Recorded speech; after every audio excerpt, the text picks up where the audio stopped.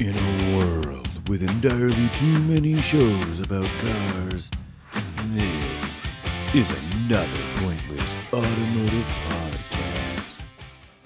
But, teach their own. I'm going to lead us off. All right, I'll leave, I got notes, so cars and bids numbers in case I need them. I got those. Oh, boy. Look at that. I mean, the kind that I'm allowed to share. Exactly. Yes. Yeah. I was like, the good news is... How much is Doug making? Yeah, exactly. Well, it's seriously, if you watch, the comments, Daddy Doug's making a hand over fist, it's the fucking company, right? Like, we're paying people and stuff. Yeah, like, exactly. Doug is not just sitting here collecting a check. All funneling right into it. If you do the math, he's making exactly, it's like, it's not. He's keeping the cars, too. Yeah, they're all his. Yeah. I heard he steals cars for that place. It's crazy.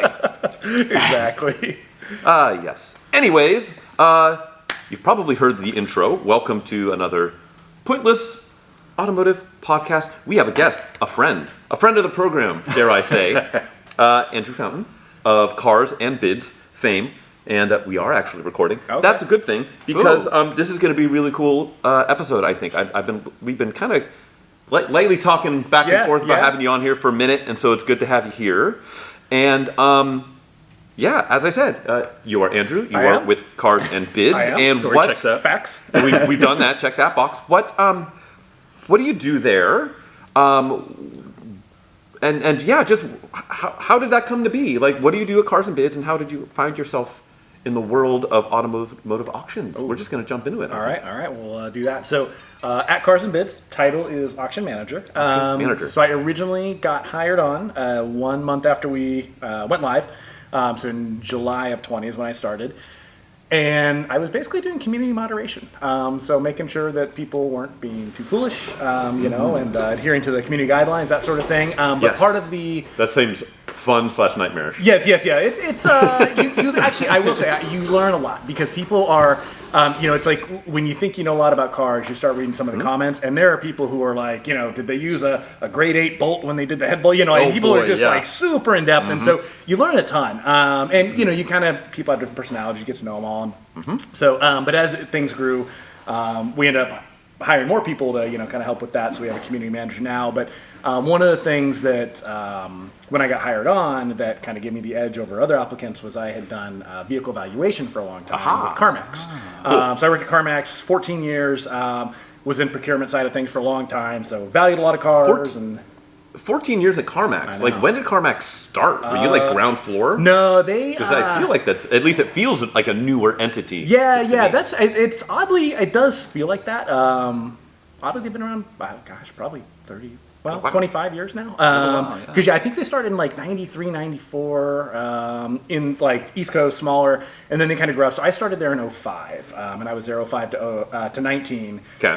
Started as a used car salesman because, you have to, right? Got to give the shooter in the wink. What could I do to get you this car today? If I could, would you? Do you want a sedan or a coupe? Let me share some features and benefits. So that was an appeal because at that time, Doug was doing all the reserve setting. And so it was like, well, Doug seemingly wants a day off or at least some hours off here and there. And so having that experience was kind of an edge that, maybe down the road you could help us with that. And so cool. So now that's actually a vast majority of what I do each day. I oversee intake. We have a few people who work in there, one of them being Doug. And a lot of people I think don't realize that Doug is very into this. I mean, he is not a ground floor. Yeah. He's not watching from, he's not spectating sport from, And so it's a few of us. And so cars come in. We're trying to figure out if it's a good fit for the site. If yes, are they asking for a reserve, or is this a car that's better with no reserve?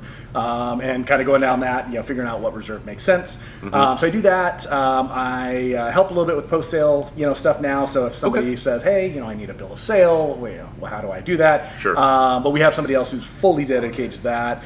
And then also help with the verification portion. So once you've sent us all your photos and you tell us that you're the original owner, but Carfax says you're the fourth owner, we've got to suss that out and kind of figure out what the situation is. So kind of everything before the auction goes live, my hand is involved one way or the other. Interesting. That is awesome. Yeah, so got a couple questions for you. Sir. Cars and Bid-ish. So basically, Frank and I can avoid looking at cars for sale. We're not good at it, but we can do it. How hard is it for you seeing all these cars come across you before most people get an eye on them?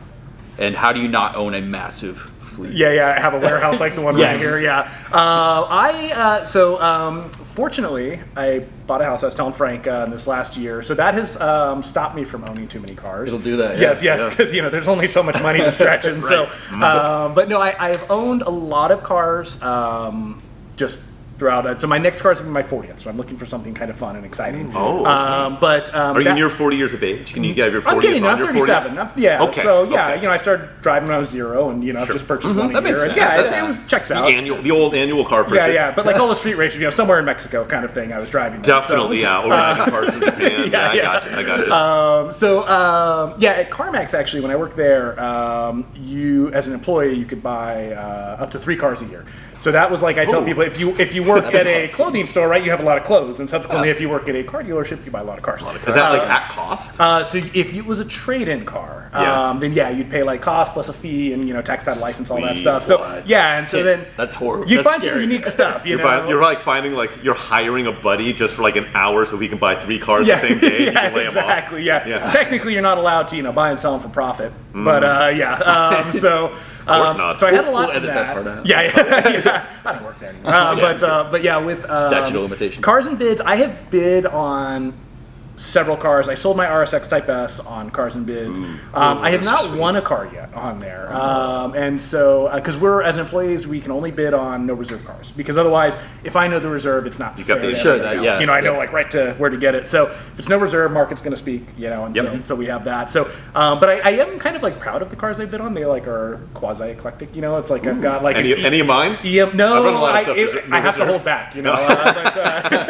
But like an EM1 Civic SI. I had a bid on a Model S before I actually bought mine. I bid on an X3 manual. that's so I a just good kinda, car. It Yeah. just I found like you find the coolest cars when you're not looking for it. Like it That's just kind right. of like comes across. You're like, huh. So Or you're in a position not to purchase a yeah. car. You're like, I need this. Exactly. Or it's like we're discovering right now, it's not about the cars that you bid on, it's the friends you make along the way. Absolutely.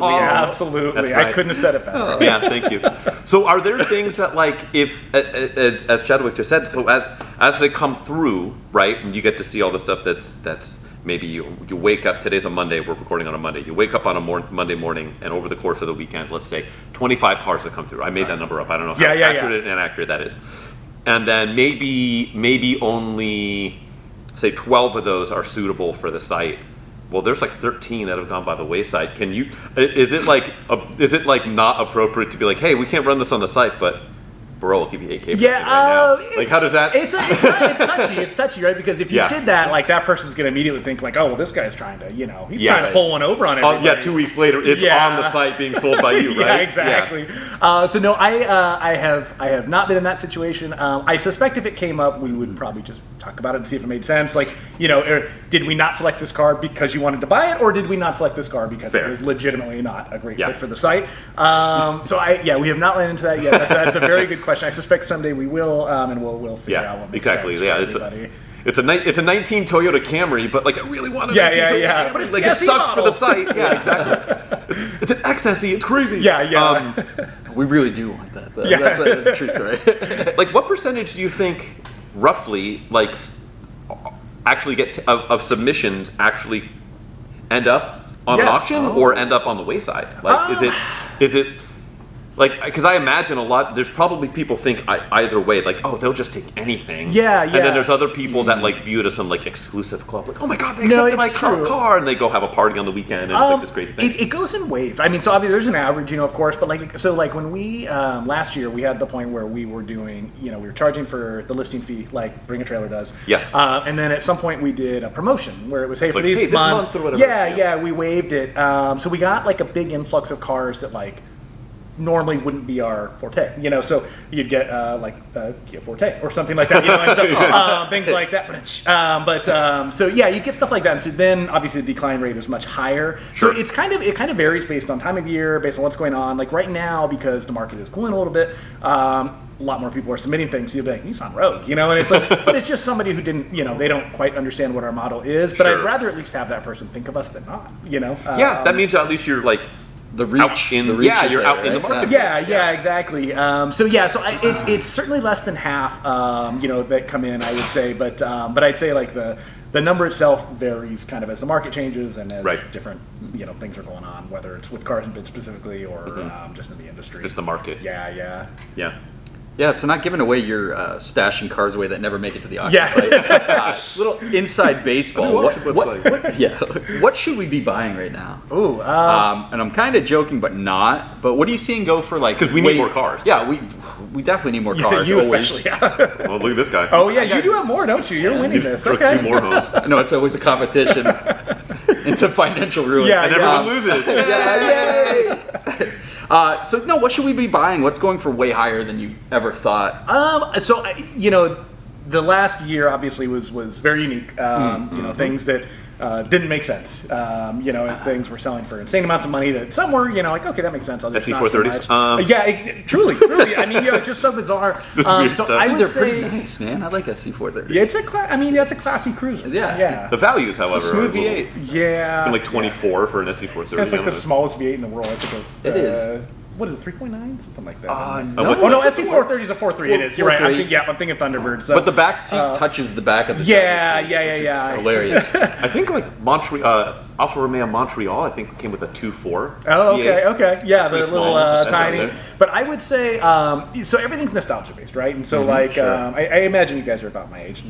I'll say mid 30s. My wife would tell me I'm in my late 30s. We're Bro, going to say mid. I turned 39 a week from today. Okay, cool. So we can stretch that to mid 30s, right? Exactly. I just turned 42. So Okay. I'm the elder. So That's right, the elder statesman. it's always the things that like you wanted, when you were in high school and like Sure. the rich kid had because his parents bought it for him, and you couldn't. But now, like, some of us have. I mean, I won't say we have lots of money, but we have enough that we could buy that Acura Integra, whatever we Yes. wanted. And so I would say like kind of that 90s to early 2000s is the next sweet spot. I don't know that all of those cars are right there right now. I mean, certainly NSX and things like that are their own Type R Integras. We can't talk about NSXs. Okay, good. Yeah. If I can't afford it, we shouldn't talk about it. So let's not we'll talk talk about Kias for today. But so Is that a Rondo? yeah.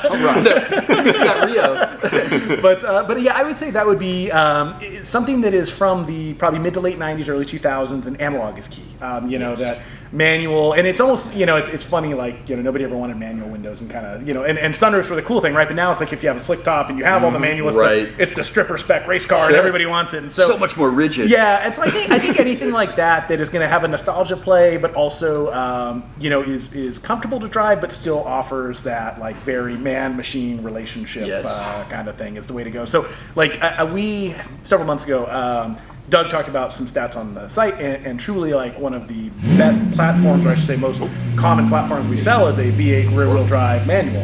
And so, if you think about everything that's getting a turbo on it or a hybrid or both and all that, I would say any naturally aspirated motor that's anything fun to drive is a great place. I think E90 M3 is still really undervalued. Agreed. God, Now those they things are have quicker than some you think. issues. Yeah. Yeah. But you can still get an incredibly nice one for what, mid-20s? Yeah, 20s? yeah. Actually, one of our love a sedan. one of the guys on our team did an E92 comp.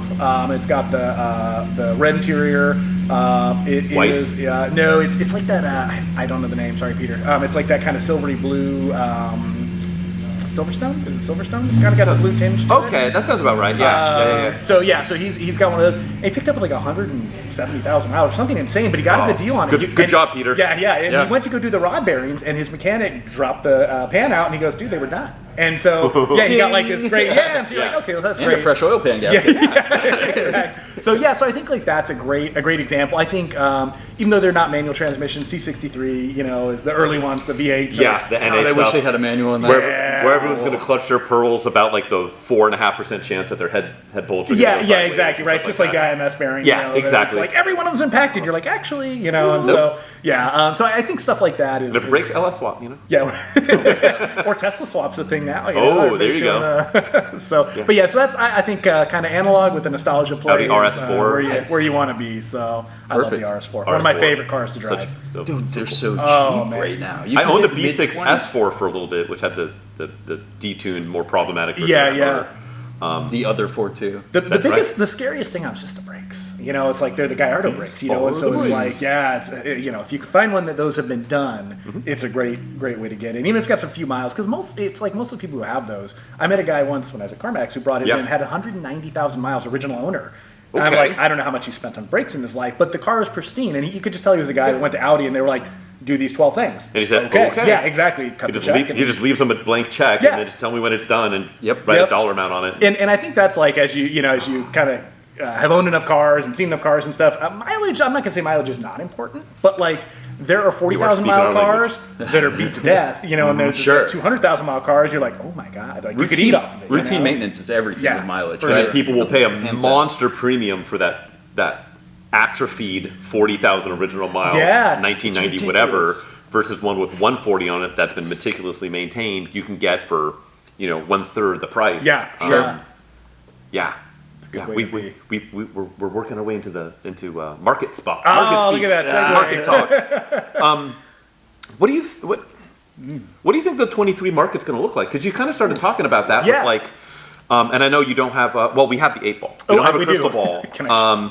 Yes, does not play around. That thing's serious. Do you think it's going to be kind of more of what we have now, where it's plateaued off a little bit? Do you think it's going to fall off a cliff?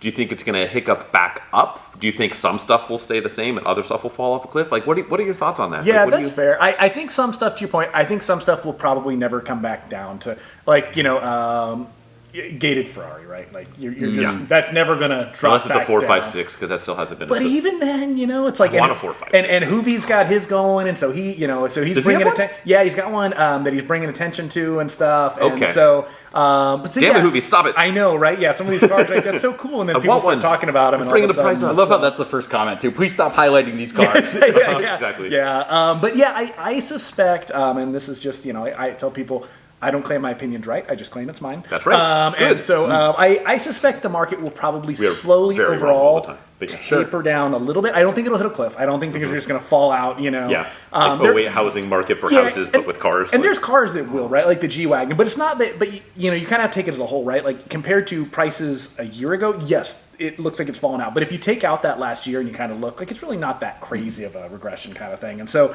I think you'll see a progressive decline, probably industry wide. I think there will be certain cars that are just stand the test of time kind of thing. 997, 911s are still doing really well. It's just it's that analog, kind of that. But what about a 996? Do you think the 996 is going to hang up there? Because I feel like that's going to retract a little. I think like they maybe will. 10 to 20%. Yeah, I don't think you'll find a $10,000 996 anytime soon. I mean, there were those, for a while with some miles and stuff. Yep. But I think they were just kind of a derivative of the 997s, and even 991s you couldn't get, or 992s you couldn't get for a long time. And so I think they got, the rising tide raises all ships kind of thing. I think they got pulled up a little bit. I think they will come back down. But I don't think it'll ever be like you're going to steal one off of Facebook Marketplace kind of thing. Right. Or if you do, there's a reason. Yeah. There's always a reason. Yeah. So that's my kind of overall take. And so it's an interesting thing because a lot of people this year, when I'm doing the reserve negotiation or whoever on our team is, they're talking about. Look at these prices, obviously, several months ago, and you're like, well, you can't do that. But then you get the people who go into this kind of... reserves. They go into the cyclical thing of like, well, typically, right, wintertime is a slowdown, and then come early spring's tax season. Everybody's got that extra $500, they're going to go buy a $50,000 car. And that's just the way things go. And that's historically held true, but I don't think that'll be the case this year. And so people who are saying, well, I'm going to just hold on until spring... Most years, I agree. Your convertible, whatever, is going to do better then. But I think this year, getting it live and getting it sold as soon as possible is the name of the game. And I don't think, I think maybe the regression curve lessens, as we get into that tax time. Right. But I don't think it's going to swing back up like you might historically see. Interesting. A different, not so much of a hockey stick. It'll Yeah, exactly. So I think I would tell anybody who is thinking about selling a car, and you're like, truly. I mean, get it going. It's not gonna. I think in spring values will be lower. And I think that might be contained to 2023. Maybe back to 2024 will be kind of on the normal. Winter slowdown, springtime uptick cycle. Maybe, but then people will be like, oh my God, election year, the sky's falling. Yeah. So everything's electric. We gotta buy some analog stuff. Yeah. So look, we like Andrew's qualified answer there, but let's ask the 8 ball. Get down to brass tacks here. 2023, is the car market gonna tank? Don't count on it. Okay. All right, let's go. Let's go start buying more cars. There you go. That'll keep you employed. Yeah, that's right. There we go. Exactly. Wow. 8 ball never lies. There you go. All right. So I know you get a lot of the basic stuff coming across. I know you see a lot of auctions for special Porsches and things like that. We love those cars. But what gets you excited that pops up rarely that actually gets you super into the auction? Okay, so I am. I'm not gonna say I'm the only person on the team who feels this way, but I am certainly a bigger fan of modified things. Okay, we had recently an F31 wagon diesel, Okay. airbagged out on some CCW wheels. Okay. This is very polarizing, and I'm like, Yes. that car is cool. And everybody else is like, cool. why would you airbag it? And I'm like, it's so cool. So I think that's for me. I see like very interesting swaps, that come in. Sure. So they're Any like notable swaps that you guys have run? Oh, there's cool stuff. So we had running recently. I'd have to think about, but I guess I have like an attention span of Sure. a gerbil, and so recently. Don't tell Richard Gere. Right, Continue. yeah. We had submitted a old Volvo wagon, like a late 80s, I think. Okay. I think it's, I'm not a big Volvo aficionado, Sure. but it had a LS2 in it with probably at least a 70 millimeter turbo on it. And you're like, that's cool. Like, That's I a don't real care who turbo you are. brick right That's there. cool. Yeah, it was Yeah. pretty. So stuff like that, you're like, oh man, like that's so crazy. cool. So stuff like that, I really appreciate. And because modifying is a slippery slope, right? There are a lot of different ways to modify a car and a lot of wrong ways, but also Yes. a lot of right ways. And so being able to appreciate people who have, done the right stuff, got the nice parts, and That's like that awesome. stuff kind of floats my boat. So. Cool. There you go. Some of the tasteful stuff on the platform, but tastefully modified. Yeah. What are some of the strangest stuff you've seen come through? Whether it's gone live or you look at it and you're like, this is so absolutely bizarre. It's impossible for us to run this. Have there any that are kind of stuck in your craw? Be like, that was weird, bro. So I'll actually say if it's so weird, chances are we're going to run it. Like you know that- what I mean? Like I remember, just off the top of my head, I remember you guys ran, and it was absolutely rickety and literally full of garbage. It was like I think it was in Florida. It was like a boat on like an F-150 chassis. Yeah. What do you call it? The nautic. He had like some nautical It was like a or something. ski nautique or something Yeah, like that. yeah. That sounds right. Yeah, that one was very and that's one of those I things was like, like. what in the world? That's literally worth no money, but it's so cool. But it's so Like- cool, and look, there's always the curb appeal factor, right? Like if it turns your head or piques your or interest, shore appeal. like Appeal. Yeah, shore appeal. so yeah, if it's cool enough to catch your attention, like there's some value to that. You know what I mean? Like if you pull into Cars and Coffee, Get a boat. yeah, and there's a and there's a 458 next to you, and you pull in your F250 or whatever it was, boat. Yeah. You're gonna win the attention. Like you might need a tow home, but it's like Well, boats are made for it to be towed. That's true. fair. Good water skiing home. Indeed. There you go. So yeah, I feel like any of that really obscure stuff is cool, and we like to have that stuff because it's interesting, and actually, truthfully, on social media, it is some of the better performing stuff because people see it and it's just like it's whether you love it or hate it, you're still going to click on it and look at it. Yeah. And you're like, we're gonna make the minimum like commission on this thing. Yeah. But like the eyes it's gonna bring into the marketplace. Yeah. into And the- if you to think the about paying platform. for marketing, right? Like there's value to that. And so, Yeah. and one of the most interesting was a while back, Peterson Automotive Museum. They'll submit things to us, and they're great to work with. They just And- ran like a Saab 900 SPG, right? Yeah, they had that, and then right before they had so cool. the Crossblade that they Yes. ran, and so they did that consumer car. If you look it up, it was based on a Festiva platform. Yeah, it was like just like a box, right? Yeah, it was truly like, and it was like almost like fully reflective. Like you're going to be dangerous driving down the road in this thing. But I remember like we were going back and forth on reserve, and the seller came up to some number, and Doug and I were like, man, I don't know, it gets there, It's impossible. But that's also a car that I feel like it's impossible to run no reserve. Right, Because yeah. it can go for like $2,500. Yeah, and it's yeah. like, And like you don't know. It ended up, so we took it because we're like, it'll be great, like for social, like it's just a very engaging car. And then that thing, we're just watching the bids and we're like, oh my gosh. And the thing just took off. go, and it was go. crazy, And so stuff like that is always really interesting to see. Like, Right. I work from home by myself with my dog. And if I find myself like cheering and, rawing along. Do you guys ever get like a Zoom conference going for the end of something interesting or like a Slack Our conversation Slack going? is like, it's like, lighten up as you go kind of thing. And everyone's like, oh my God. And so, that kind of stuff is fun. And even if it's a car that, doesn't sell for $100,000, but, maybe Right. it's a $10,000 or $15,000 car, it's still so much fun. It's engaging. And like, we have to feel like if we're engaged by it, generally Sure. the audience is too. Yeah. So, Yep. yeah. Because that's the thing. Like, you guys are car people. Like, Yeah, and we see a lot. So that's like if it gets you going and you get how many cars submitted a day and you're just going through cars all day long and then something comes in, you're like, oh wow, like to the person who's just driving to work, and those are the cars they see every day, and most of them Yeah. aren't enthusiasts or exciting. Like they're probably going to be even more, engaged Sure. by it. So yeah, it's pretty fun. Yeah, interesting. I mean, like, I don't know. It's just, it's all super fascinating. It is like, Yeah. I've had people talk to me where it's like, if I'm running something on Cars and Bids or another platform or wherever, and the vast majority of stuff that I've sold on online auction has been Cars and Bids.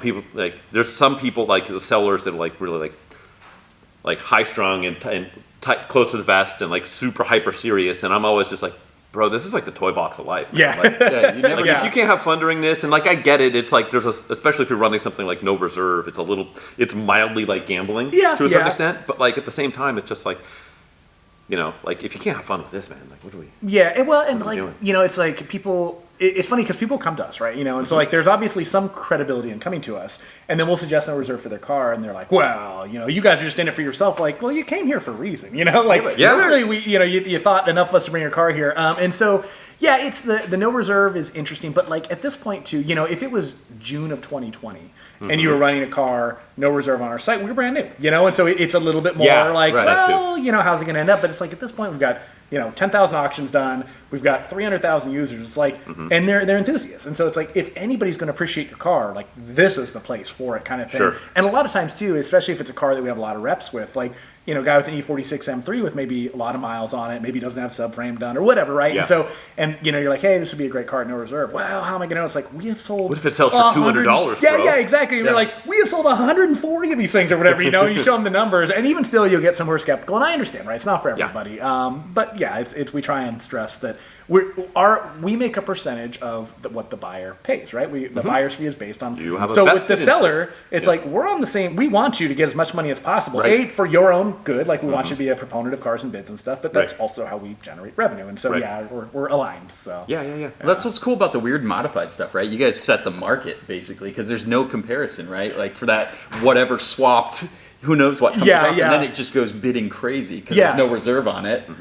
The no reserve is like that sweet carrot, though. I think people go for like because they're like, I don't think I'm going to make it, but whatever, I'm going to shoot a bid out there. And Yeah, there's like yeah. 100,000 people that might do that on this They have the weird same car. thought. Yeah. Well, and it hooks you in too, right? Because like sometimes you're slow playing, like I'm gonna wait and see where this goes. But when there's like it's you're gonna bid $1,000. Why not? You're like, okay, yeah, I'm interested, but now you're engaged with that car, and now you're tracking that car. And so then like pretty quickly, well, it's at $15,000. I'll throw and so like it hooks people in. Is that's the other thing we try and tell sellers, like, hey, look, like you're building an emotional connection for people. Yep. They're not worried about wasting their time. Like this car is going to sell.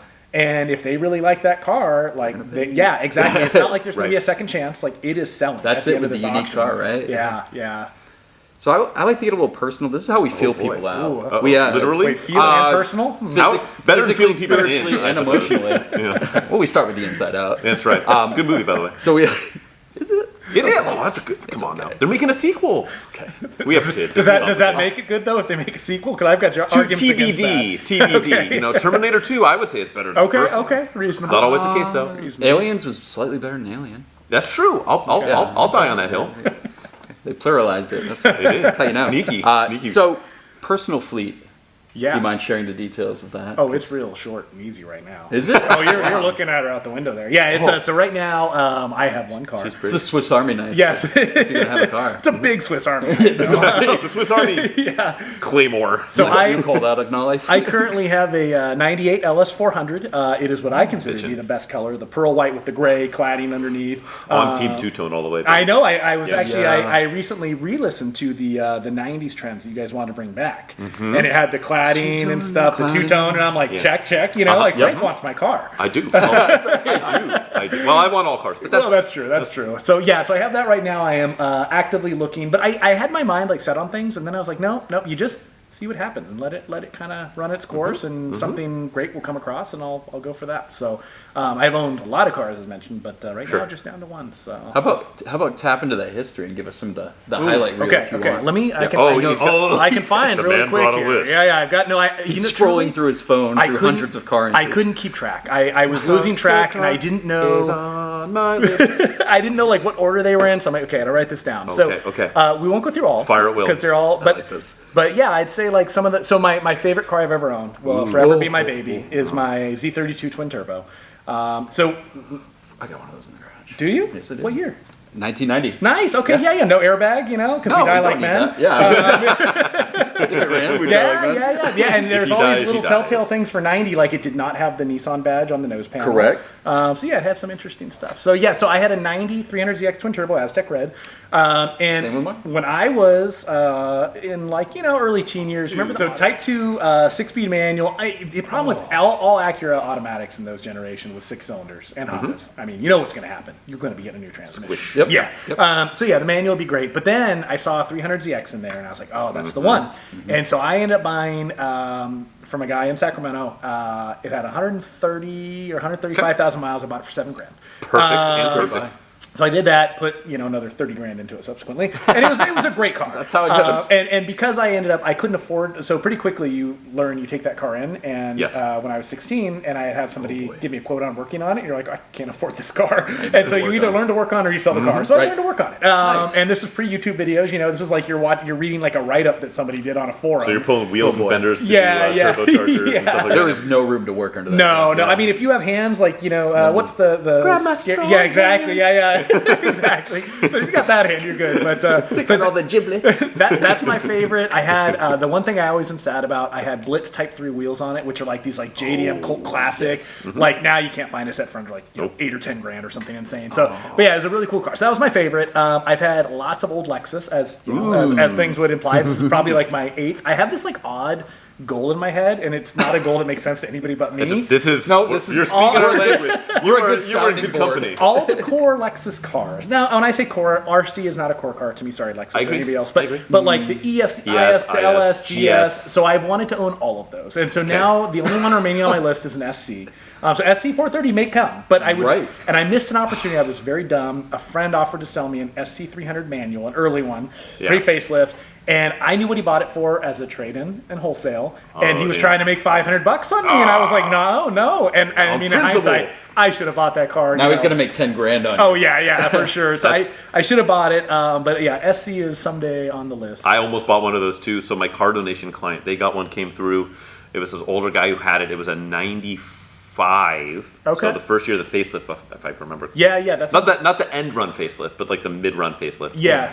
5-speed car. It had some damage and the paint was bad, but I couldn't pull the trigger on it. They sent it to Copart. It sold for like $1,200 at Copart, and it was a runner driver, one owner car. Great deal. And I was like, oh, because I probably could have at the time. I think I could have got it for like $2,800. How long ago? How long ago was this? This was like 2.5 years ago. Oh wow! So long ago, but not that long ago. Yeah, so the wound still hurts. It's still fresh. Oh boy, those are rare. And so, yeah, I think end run of the original SC series, SC400 with the 5-speed auto, go Imperial Jade Mica with the dark green. Okay, that's your jam. That's Okay, my jam. okay. So what other core Lexus products then?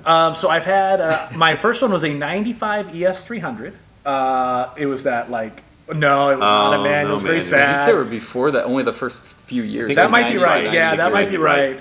And then I had a bunch of GSs, a bunch of GS300s. I had a GS430. I had an IS250, and then I bought an ISF, and that was a really fun car. What a wonderful car. That's cool. I enjoyed that. So I bought it as it was a trade-in because somebody had lowered it on some springs, and they had some aftermarket wheels on it. And it was low enough to the point. That's why they traded it in? The CarMax won't resell because it's been modified. And oddly, it was a CarMax car to start with. So it came, full circle, right? Yeah. And so, but it was so, the wheels and the springs, it made it so low that if I went to the grocery store and put groceries in the trunk, it was like the whole way home, So I realized in hindsight, if I do another like that, I won't go quite as slow. Yes. But yeah, I had that. And then now I've got the LS400. Cool. I've had a bunch of Integras. In fact, I was listening to yours about the 4-door GSR. I had a 96 GSR for a little off sedan. That's the one. Wow. I had go two facelift, but yeah. Two 2000 GSR coupes. Okay. Good year. And then I had a 01 LS coupe manual, all manuals, of course. Yeah. So I had a bunch of those. I had a Prelude, a 99 Prelude, 78,000 original miles, 5-speed manual, not the Type 8, not the SH. That's the one you want. That's the one. Yeah, the car was they all cool. came with the H22. Yeah, didn't have the handle. I know you're an H22 fan. I am. So yeah, Yep. so that car was really really cool. I sold it to some kid in LA, and it was like $7,000, right? Yeah. Now we can imagine. What color was it? Like that? That green? It was like the light blue with kind of like a slate, like a light. It's like a slate silvery color. blue. That's a good- Yeah. that's good. So I had that with the cloth. So that was really cool. What else have I had? Okay, so I had a big Jeep, which was odd for me, but it was what was it? A TJ Rubicon. With a 5.5-inch long arm kit. Same thing, traded in. Somebody else put all the money into it. That was really fun. Pennies on the dollar. Yeah, and in San Diego, it's like, I wasn't doing a lot of serious off-roading, but man, you could take the soft tops off, and it was a good time. Did it let you drive on the beaches down there? You could go on Fiesta Island Okay. without too much trouble. The actual beaches, you'd be barking up a tree for some trouble. So Yeah. So I had that, and then in a subsequent vein, or a similar vein, I should say, I am not a Mustang person, as you and I discussed. Sorry, Mustang owners. I appreciate they're just not my jam. Sure. But somebody traded in an 07 California Special with a Okay. Kenny Bell blower, fully built suspension, and I got the build sheet from the shop who did it. And the guy had like 30 grand into the car, Right. And so that was a really interesting car. It made like 463 at the wheels. So it was fun, and with the color combo, I'm going to be like the Corvette guy who's like, well, with a quarter tank of gas and dirt right here on the front bumper, it's one of one. But in the coupe configuration with the color and the interior color, it was like one of like 210 or something. It was interesting in that pretty rare, regard. yeah. Cool. The most rare car I've owned though was a Mary Kay Pink Cadillac Alante. As I was mentioning out earlier, and they actually called it Mountain Laurel Pearl, I think is the actual name of the color. And so I had no interest in this car, but I was driving up to work Feel one bad for day, Laurel. and I know, right? Poor Pearl. The sun was hitting this thing just right, and that pink just like pearl hit, and I was like, oh my god, that thing! It looked unique. You were reaching for your wallet. Yeah. So I told the transporter who's about to haul it out, I'm like, just wait, like let me research this thing. So I looked it up, and I'm like, man. And so it turns out they only made of Mary Kay Pink Alantes. They made like 54 of them in the entire run. Okay. And it was a lease through Mary Kay, and so we turned it back in. If you didn't buy out the lease, the Cadillac dealership had to repaint it because you didn't earn the pink. You gotta earn. Yeah. I like how Cadillac corporate is like invested in the success of yeah, Mary Kay. They're it's, like, look, you didn't earn this. Mary Kay, So it was really rare. So I was venturing. I was like, man, I bet there's like maybe a couple dozen left. If that, tops. yeah. Yeah. It was pretty unique. So that was a pretty interesting one too. They're like, here's the rub. You got to sell Mary Kay for 2 years. Yeah, no. So to the keep deal. this car. So anytime I own a car, I go down the rabbit hole, and so and then I start learning, and like it was something like, and this car is an '88. You had to sell like $90,000 of Mary Kay product in 1988 to earn the 2-year lease. It was something bonkers, and you're like, oh my gosh, like these people were hustling. Whoever had this. I know, because like that's the equivalent of what? Let's call it $400K today. Yeah, it's a lot of money. And then but like, what's your take home of that? If you sold $400K of Mary Kay product, what did she make? Like 20? Yeah. He or she? Like I don't know. Like There's definitely cocaine residue in that car. Exactly. There's no way you're grinding that hard. Yeah, those Mary Kay top earners get down. Yeah. They party for sure. So that was a fun car to have for a little bit. It was dog slow, but I mean it was cool. Yeah. And then you know what? I have a little bit of time in a first year 87 or 88 Alante with the 4100. Surprisingly like aggressive exhaust. Like It I was was like, throaty, I was like, this is kind of like a throaty. Like you expect it to sound like a Coupe de Ville or something. Yeah, but they're yeah. like, no, this is our sports car. Well, because they Look got out, the SL. Pininfarina partnership, and they flew the bodies over on In special custom train- or 747s. planes, yeah. Yeah, to bring Those the are bodies. dope. A little blue for my blood, guys. I'm more of a Cimarron man myself. There you go. Call me Mr. Viata. Yeah.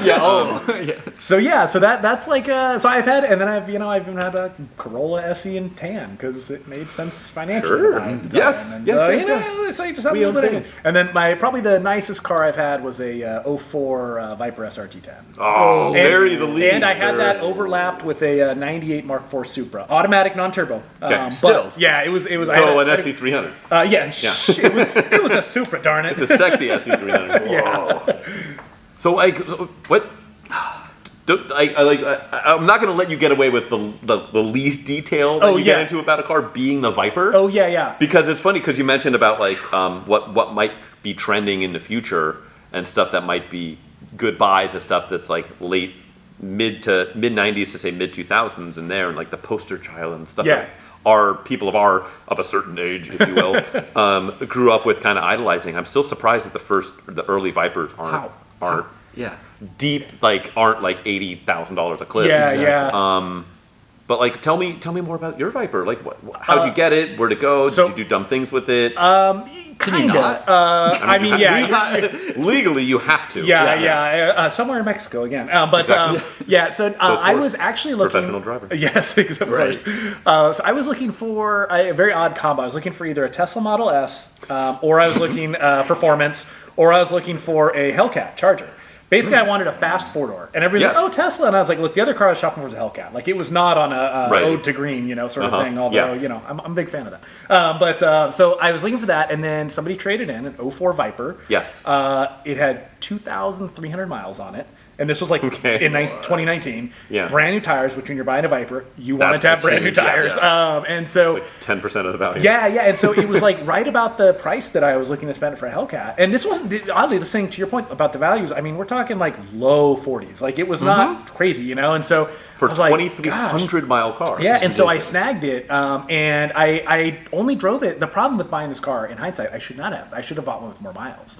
Because at 2,300 miles... You can't drive it. No, I didn't want to take it over 3,000. Because it was like the lowest mileage in the country at the time. And so you're like, well, if I drive this thing, And so... I'm just imagining a homeboy trading that thing in the yeah. But yeah, carry on. So I... Longest drive you ever had with it? I know. I sadly, I sold it. I really didn't make anything on it. I actually lost like textile license on it. But of course... Fast forward to COVID, I'm like, that car is probably worth 15 or 20 grand more than I, sold it for. But everything is. So that, except for my 924, but carry on. Well, one of these days it's coming, Frank. Exactly. And then oddly, so I'll condense as much as I can here. But so long time ago, I was leaving La Jolla in San Diego in my Integra GSR, and there was the Mark IV Supra parked on the side of the road. Yeah. And it had a for sale sign about the size of a credit card. Okay. And I'm like, oh, this person doesn't know what they have. Right. And so I pull over, and of course it's a KBB printout for like $25,000. So I'm like, well, okay, they aren't totally out of the loop. And so I call the guy. He lives in the house right there. He comes out. We talk about the car, and he's like, I want to sell it. I want the Kelley Blue Book value. And I'm like, look, gut shot, just pulling a few data points, I'd give you 19 for it. I'm not even looking for the car, but I'd just give you 19 for it. If you want it, great. If not, I get it. And so we kind of back and forth. He said, nah. He goes, I'm just going to sit on it. The guy had a lot of money. He goes, I'm going to be in the Bahamas for the next year on my boat. I'll just sit on it. No problem. So we left. So I buy the Viper. Fast forward a couple years, buy the Viper, and literally like a week after I buy the Viper, I get a phone call from a San Diego area code, and it's this guy. He says, hey, Andrew, it's Doug. And I said, not that Doug, but different. And he goes, hey, it's Doug. DD. Silver Supra. And I said, oh yeah. He goes, you remember? I said, yeah, I remember. He goes, well, I'm thinking about selling it. And I'm like, man, your timing couldn't be worse. I just bought this other car. But I said, he goes, you're not interested? I said, well, I'm not interested. I said, let me do a little research. This was before things started going crazy. And the Mark V had just been released. They're all turbo, and stuff. And so truly now, obviously not the same car. So I'm like, I got all these reasons. So I offered him 18 for the car. Or I think I offered him 17.5. And he was going to say no. But I was like, Doug, I know I hit you with a curveball. He was expecting me to give more money than my original offer. And I was like, I know I hit you with a curveball. Just sleep on it. So he texted me in the morning, 18 grand, don't counter, you either want it or you don't. And I'm like, all right, man, I'll take it. So I ended up, so I went and bought it. And that's a good buy. So I had both. And I got to tell you, for me, it was a slick top, Quicksilver. It had the confetti cloth and seats. Yes. And then the guy I sold it to, who was a big super guy, he had 2 twin turbo 6-speeds, he dug into all these archives. He goes, it was the last slick top produced for the U.S. market ever, which any configuration. In any configuration, well, because they did the turbo, they didn't do slick top. It was always all the target. And so, but it was one of those things. Like right now, VINs on those cars probably don't matter that much. But I think at some point, right, like that car will be like, oh, okay, this was VIN number, and it was associated with this, milestone in the production kind of thing. Kind of like how we're looking at early Z cars now. For sure. And so, and I got to tell you, I would drive around town, and that non-turbo automatic Supra, people would be way more excited than the Viper. Wing. Wing. That's it. And people would get out like at stoplights and take pictures of it. And and I remember one time I was at Cars and Coffee, and some kid probably in a Hyundai Elantra was like, "Oh, it's an automatic," and you're like, "Bro, you drove here in Elantra," So, So how's that engine recall going, buddy? Yeah, exactly. How much sludge is on your oil cap right now? They're supposed to ping, right? Yeah. So that's how those kind of all came to be. So I had a really cool garage for a short period of time. I had a motorcycle and those two, and it was a good time. Had to be a killer photo, those two next. Oh, I've got some. Yeah. Well, you know what? You said that for a moment in time you had this killer garage. Let's round it out with this. what's your next garage going to look like? What are you hunting for right now? Are you combing around? So I'm searching for. I kind of want something like I mentioned, exciting. Not that the number 40 like that, like crazy milestone, but like I just like I want something. I'm like okay, like I want something fun that I probably have no business owning / can't afford to own. Oh, good. So like something I can afford for like 3 months, and then I'll sell it on Cars and Biz. Yes, exactly. Sort of thing. If you buy right, you can get away with doing that. And I think there will be some opportunities. In the next year. Just my personal thoughts. There you go. My practical side is I love Lexus. So I actually have my eye set on a GSF potentially. Such a cool car. Just cool car, Yeah, I love those things. It's 467 horse. You can do, and again, I'm the guy who likes to modify on our platform. Yep. You can do some headers, a catback, and a tune. You can make some good power. It'll sound awesome. The only gripe I have. Gripe away. Oh man, that Lexus infotainment. the little trackpad thing. Yeah, it's like they're so reliable, but it's because they don't push the boundaries on that stuff. Yeah, sure. So we'll see. But yeah, that's I'm gonna just kind of see what comes across my way and seems to be a good deal, and that'll probably guide my course. There you go. Whatever falls in your lap, like that Supra. Yeah, exactly. Or like that Viper, or like almost everything that you've purchased. Yeah, and that's you. I literally, I would just. that's how we buy stuff. Whatever. Never looking anymore. I just wait for Frank to call me and say, Hey man, check this out. Frank's your pusher, huh? Yeah. Oh, that's the running joke. It's like that Trans Am I just sent you the other day. Like, dude, six speed how much I want 96 that? Trans Am, $4,500. It's got 116,000 miles. It's like burnt paint and stuff, but like, bro. What year is it?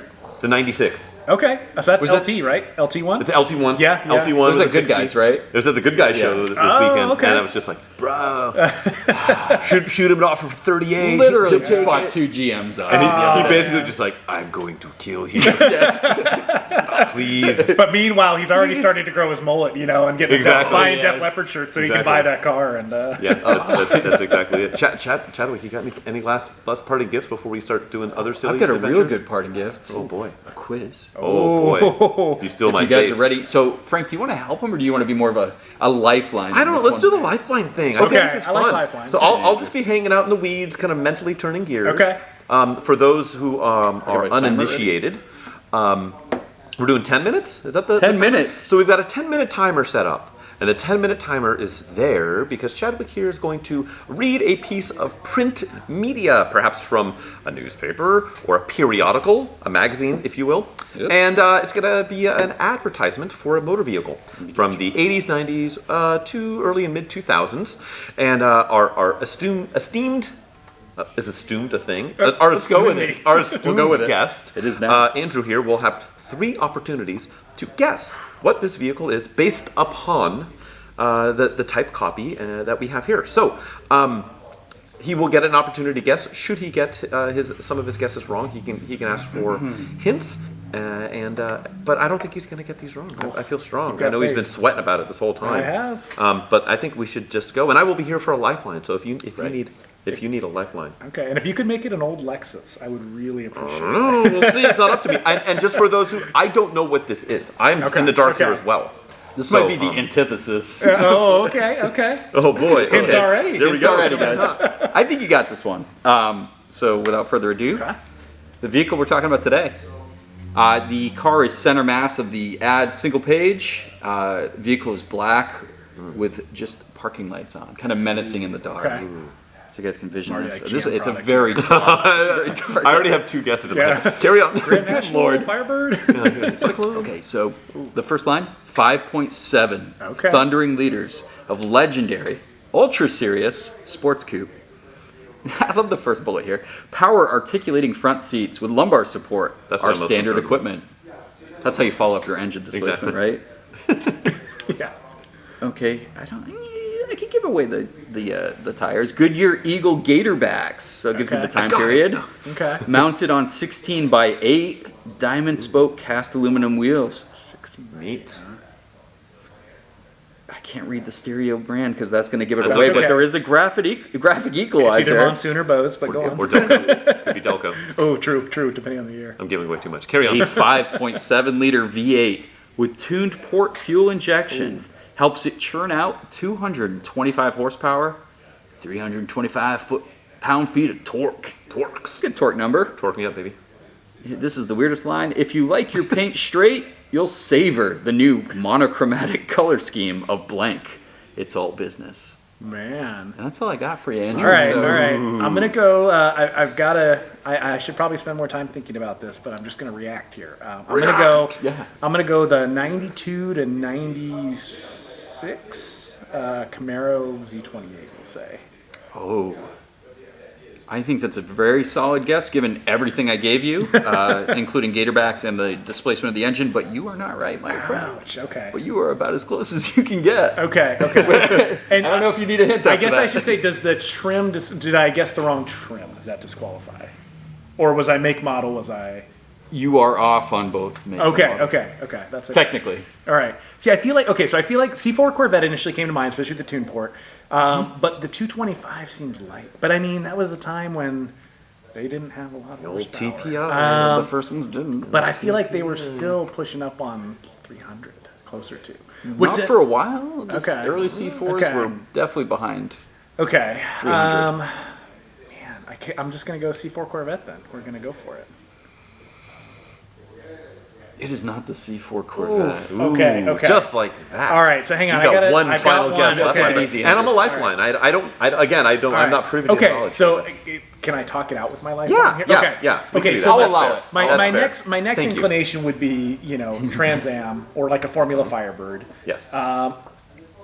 But I don't know. Like and we were at 225 was the horsepower. 225. Plus several torques, Several torques. Lots of 325 of torques. them. multiple torques. That's a significant amount of torque. That is a lot. Definitely. Of I'm torque, getting torqued just thinking about it. But I think the Getting thing. torqued off you being torqued. Here's my thing. Oh, Don't let him start torquing. We are down through the. Oh, that's twerking. That's twerking. Yeah. Everyone is twerking for the weekend. So and I don't mean like Weekend the artist. I mean, although there's probably several humans twerking for him. We're running out of time.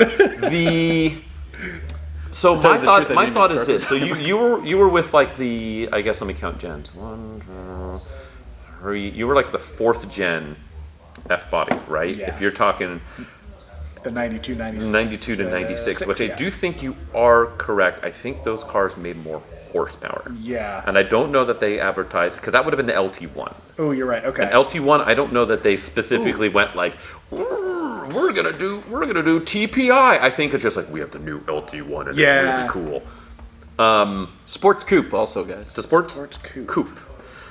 And because you went that generation Chevrolet Camaro, you Yeah. said you were wrong But he on said both the make make and model the was model, wrong, yeah, so but not couldn't the it be timeline. earlier? Okay. So I don't think it's earlier because Okay. you were wrong on the make and model. Okay. Right? But we're, yeah. So perhaps you should consider a stablemate. Close stable. Perhaps a bird that's on fire. Yeah. So that's what. But wouldn't that be? But I would the say horsepower but should I be would the say same. I would say the earlier. Ooh. Okay. Right. Okay. So like a 90, 91. Yeah. Okay. That's Now whether it's a Formula or a Trans Am. Yeah, see, that's where it can be a little tough because it could be a Formula Firebird or it could be a Trans Am. And then technically my model would be wrong if I get that part wrong, albeit they're the same car. You would be there. You would be there spiritually. We Yes. would call that good enough. Okay, that's a good enough. And another thing I think If it was the car we were talking about. yeah, hypothetically speaking. Yeah, just so. Let's just hash out real quick because we've got a couple of minutes Okay. left on the timer. plenty of time. So we got the 16-inch wheels. Correct. Okay. But I'm thinking this too is what were the differences between a Formula and a Trans Am? So the because I believe you could get a Formula with a 305, I think, but I don't know. You could, and I think you could get but not in that gen. Maybe you could not get a 5.7 in that gen. The later gen, you could get In a Formula, a 5.7. Yeah, Yeah, you Formula could get a 5.7. I don't know if the Formula. You might be right because it might be Formula was 305 only, but then you can get it with a 5-speed. Versus I know on at least the Yeah. Camaros you can get the 5.7 but with an auto only. I don't Yeah, know if that that's was the true. same with the Firebirds. That's but they true. don't mention transmission. They don't. Okay, that's true. And if they had a manual, chances are they may be mentioned. Maybe not. Maybe. Yeah, optional 5-speed, Okay. close ratio. Yeah. So you're leaning towards the actual Trans Am. I think it's an actual Trans Am. Okay. I think that's a reasonable guess. Man, I'm gonna, if I was ever gonna lose on anything in life, it might as well be on a Trans Am. Right? We'll do it. We'll do it. A lot of people spiritually hand in All right. hand. All right, Yeah. all right. Let's go. Final answer. We pick a year. Trans Am. Pick a year. Let's pick a year. Ooh. Okay, but that's just bonus, right? I can still be right or wrong. Unless yeah, you as long as it grossly- gets Okay, yeah. Let's Unless you say 68. WS6, Yeah, like 2002. Okay. I think like what do we go? 1990. It's a good year. Okay. So TunePort was like because mid Because 80s they with have Crossfire, TBI. right? Yeah. You had the Crossfire and then the TBI, the Yeah. throttle body injection. Okay. and then it went TPI, right, which is all Tune right. Port, which was, I I'll think, subscribe I don't to know when yours. it started that with the TPI. I want to say like 88, 89. Yeah, that sounds right. I'll subscribe to your 90. That seems like a good. Seems like a 90. good. Okay. And I think it's still applicable. It is an 87 we're talking about. Uh-huh. Oh, it is an Pontiac 87. Trans Am. Hey. Now, guys, this is a specific Trans Am, though, and that last line that was funny actually means a lot here. Monochromatic color scheme. Ooh, okay. Because everything was a two-tone, I think, at that time. Was this an anniversary So then? it's a special edition Trans Okay. Am Special ed. with 3 letters following it. It is the GTA. Ah, The GTA, okay, yeah. okay, So it was yeah. automatic only then. Only automatic, Ah, but it did have a interesting. 350. So, Man. good job. All right. for Well, guessing I had a something. lifeline. We sluiced here. that out. Check out how Oh, look at awesomeness that. that is. Those wheels are awesome. Yeah. How hot. It's the The gold wheels Those were match. 245 with tires on 16s. How does not everybody consider How gorgeous that era is that? Firebird just infinitely cooler than the Camaro? I think they do from a Yeah. stylistic point. Yeah. I think a lot of people do. I think a lot of people are Team Camaro, but Well, you could People get like the the IROC with a IROC, manual. yeah. which That are was the cool. But look problem. how good that looks. That is a good look. God, it looks That is good a with the gold looking car. wheel, the bronze Yeah. wheels. He still might be Have you the guys car. seen people who've done the new, the later like 10 and later Camaros that do the actual Yeah, conversion? yeah. What do they They did call the it? bird the on the- fire. They have a name. Yeah, for yeah. it. There's a I company that forget makes the, a kit, but yeah, and a Screaming lot of them are the Chicken. black and the gold. You know, Yeah. looks cool. So, okay, well, yeah, that was Good job, Hey, guys. you know, Well done. with Frank by my side, nothing. Hey, but you know, awesome. you You were know. there. Your first guess was the exact clone of his car. Sure. So let's be honest. How should we celebrate? You get wet? I'm sorry. You get wet? Well, only if you have some PCP. Oh boy. Hey, now. Dude, have you seen Training Day? Yeah. Speaking of Legos, you have your shit pushed in. Well, Okay. Oh, not that part. Sorry. we are getting late. We are I getting misread the room for once. exactly. Oh boy. How about should we yield the floor to our Okay. our guest here? And what are you working on? I know you've got a. You Yeah. said you only have an Yeah. LS. So he doesn't work on anything. No. He drives a Lexus. Well, to be fair, it's you know it's 20 was it 98? So you know we're 25 years old coming up on. So, you're it's- gonna Bozozoku it out, is what you're. Yeah, working on. exactly. Of VIP course, yeah. I've already sound, got the like 6-foot tailpipe. You know, Exactly, yeah. real sharp angle, and It makes a Lexus emblem at the yeah, end. As yeah. important. I mean, yeah. Can you do it any other way? No, it's so I need some tires. You know, so yeah. But it's not a sports car, so you can probably get away with something. You know, Yeah. not crazy. Some tiger paws. Yeah, yeah. Yeah, Ling Langs. So it needs that. I had the transmission pan gasket done when I first got the car, and Okay. from what I've read, the OEM one is just it's a slow, or the likelihood of success is not 100% in using that gasket. Okay. So most people go with the liquid gasket. So Sure. anyway, mine was part of the not successful, so I've got to take it back in tomorrow actually to okay. have it Hot date. resealed with it's gonna be There you go. exciting. There you go. But yeah, nothing too crazy. It's just it's just a big body and and the armrest. It needs the armrest recovered because little it's got the elbow wear. Yeah. Oh yeah. So how many miles do you have on it now? 144 or something like that. Barely broken up. Yeah. barely. Matt Farrow would tell you got 90. You have literally right. 850,000 miles. Do you have you get your timing belt and water pump done already? In the No, I past? have. Oh, I don't know. I don't know, to be honest with boy. you. Water Rolling the pump is dice. looked at. Water pump is good. Timing belt, I'm not sure because the original owner took it to Lexus. So I can pull all those service records through Lexus owners, but that kind of fizzles out around 08. Interesting. And so then, Okay. yeah. So who knows? VV98 to VVTI, think it right? is, yeah, So I I think don't it know. Do your homework. It might be interference. I don't Yeah. know. I don't think those. I know the earlier ones weren't the Weren't. pre-VVTI, but I don't know about VVTI. That's if that fair. makes it That's fair. interference. Yeah. It is something to. It's Bonus. something to look into. There you go. Yeah. You're spending all my money, Frank. I'm trying, I know. Well, apparently, according to the internet, it's like anyone at Cars is just rolling in cash. Oh, yeah, that's true. how it Yeah, works. yeah. You're printing money. Yeah, all the fees actually just go right into my bank account immediately. It's Yeah, that's exactly. Doug's too, of course. Must be nice. Yeah, that's how it works. Yeah, and he literally comes into an office and just makes it rain with those money. guns every day. Exactly. Speaking of making it rain, I know you, sir, have purchased. Oh, that Some is vehicles. that What do is you- my what do you- PCP this week. Is So it? Oh, boy. 8 cars wasn't enough in the fleet, so I added a couple more GM goodies. So Frank kind of hurt me here with this offer, but which I tried. didn't need. What'd you pick so up? first up, 94 Chevy Blazer S10 Blazer. very cool. 2-door, 5-speed manual. So that's the combo you want. And you said 94. 94, so the rest of the S10's got a facelift and became all bubbly in 94, except for the S10 Blazer, which retained its old box. The OG. look. Yeah, so it's yeah. the last year. Is it a 4.3 in those? It is. Okay. Yep. It is. Good So motor. yeah, it's like a 350 with the 2 cylinders Couple of chopped off walk off, somewhere. So I'm pretty pumped. A 2-door 5-speed. I think it looks cool. I think that's like cool. and it's the same as like the early Jimmys. Same thing. Controversial name. The other one, some people have heard of this 1990 Corvette ZR1. Oh yeah, I've heard a thing or two. Yeah, so they're pretty sweet. cool. Needs a bunch of love. Both of those are peak like GM 90s cars. So the 90 Corvette ZR1's the first year of the ZR1 for the C4, and then the Blazer's the last of that year. So it's kind of a cool combo. And High miles or low miles or what? so both of them pretty low. I think the Blazer has like low 70,000, and the ZR1's like 50,000. Wow. Okay. So, What color? Red. Nice. So as Was I it wish torch was a red? Is that the teal. color I of think it? torch red was the official color. I kind of like the teal, just the edge more, Yeah. but that's hard to find. Yeah. Yeah. So in the Blazer's like a matte gray finish at Not the from time. the factory mat. I know. That matte finish is earned. Yeah. You had can't to buy earn them it. like that. You That had was to earn it. Yeah. They need a lot of love. They'll be on the channels. So UPS guy is apologizing as he hands me the box. And I look at the box and like one surface of it, like clearly the box has been drugged behind, I don't know, perhaps a large square brown truck for a mile or 2 or 12. Oh, You guys passed the quiz. Good hey, we did it.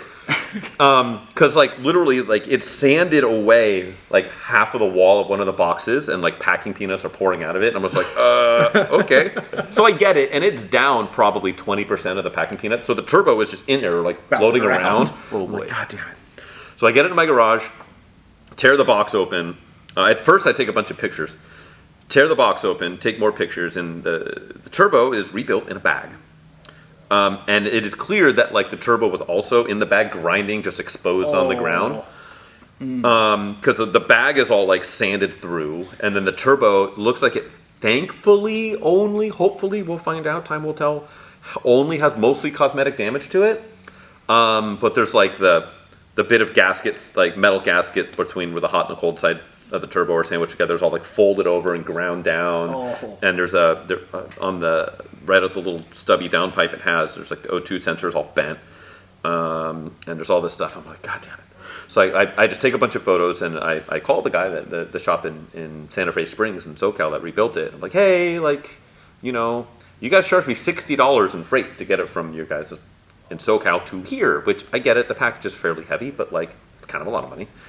And I'm like, so I'm assuming that's because like you insured this package, right? Because this is all. He's like, oh no, we didn't ship it insured. And I'm like, well, I mean, why? He's like, well, I didn't think it was going to get damaged. I was like, well, of course that's what insurance is for, just in case. Like you don't assume. You're not planning for the damage. Yeah, otherwise you would just throw it in the ocean and like, what are we doing here? Those are premium packing peanuts, though. So I did a post-mortem on it. For a turbo. I think it's only the oxygen sensor that is the only thing that is like mortally wounded. Okay. So I did get a new one. I already have it. It's an NTK brand one. I'll put it all back together. And my goal is this week is to get it together because we're going to take it on the Coastal Range Rally, the Driving While Awesome guys are doing. And I signed up with that car, and I refused to no-show with this and try and last minute try and bilk our way into showing up in something different. I have tires that have landed, and I got to get those mounted, but I got to get the car running first. So I'm hoping this week that will do it. But I have a turbo that is mildly damaged and is irreplaceable. If like any of that's cracked, good luck. like I was going to ask, was it your original turbo they rebuilt, or was it a core? it's a story. The original one this guy found was not able to be rebuilt. So Okay. he found an already gone. rebuilt one on a shelf from a shop that had been sitting there for God knows how long, but presumably checked out and looked great. And it was great for like 150 miles until it immediately then shit the bed the moment I bought it from him and drove it home. I did like 10 quarter-mile pulls. And then Yeah, it was great. It was great. And I drove it. I put like 15 hard miles on it. Like, yeah, this thing checks out. And then I put another 25 on it, and it just shits the bed. And so now I pulled this one out and sent it out as a core. And like finding another core is nightmare fuel for this car because it's Galant VR4 specific. Oh, okay. Yeah, It's not 14B super Yeah, rare. you can't like if you want it to be stock, like you can't poach it off another car. So The gaskets are unobtainium too. Those metal Really? gaskets were super hard to find. Yeah. Oh, wow. yeah, so I'm hoping to get it cobbled back together this week and then see what I got. And Okay. if I hate my nightmare is I fire it up and like it's just like puking oil out of something because this thing's got a crack in it or something. Yeah, the housing's yeah. cracked or it's just bleeding boost If out that of it or happened, would something. you upgrade? I don't want to. This car is bone stock So down to the original. stereo. Okay. And it's Oh, just wow. like, Okay. it's too original. Yeah. There's too many of those cars have been modified into the grave, and so this having a bone stock one down to the wheels and everything, it's the charm of the car. Makes sense. If I had to do like a 16G out of like a 3G Evo, but just don't touch the boost and just have it be stock otherwise, like I Run would probably slightly larger injectors, you get away with it. Yeah, I guess, but It's a slippery slope. I know. I don't want to do all that. But She's too original. I'm too original, and I'm glad we got to do hardcore drugs and PCP with a friend. Yeah, absolutely. Yeah, this is absolutely. good. PCP It's always for nice all. to get someone else to. It's good heroin after the mics go off. Yep. But yes. So everyone watching and listening, hi. Thanks for doing all that. Andrew, thanks for partying with us. Thank Thanks you for joining guys. us. Thanks for being down the clown. Congrats on your 1 year. What's it, 53? 53 episodes? This will be 53 in the hopper, in the Very can. cool. Yes, Fresh year. exactly. It's a good year. Chadwick, where can the people find you if they want to tag along with what you're doing outside of this dog and pony show? If you're so bored that you want to find that content, Auto Obsessive Garage, you can find me restoring and rescuing crap boxes and doing reviews from time to time. And how about you, Frank? I'm the photographer's garage on all of the things. And then Andrew, do you do the big? Are you big in the social media thing? Are you doing all that? Are you just living vicariously through Cars and Bids social scene? Yeah, mostly vicariously. Nobody cares about my social. We care. We care about Okay, your okay, LS, good, okay. LS Good. updates. Yes, thank you. Yeah. You still have the gold package on it? No. But yeah, no, definitely. So follow Cars and Bids on the social media platforms. You'll see Sweet. some very, very cool cars come across. And yeah, that'd be awesome. Brilliant. Well, thank you, and yeah, thank you, and thank you. Thanks again, guys. As always, take care. Bye bye.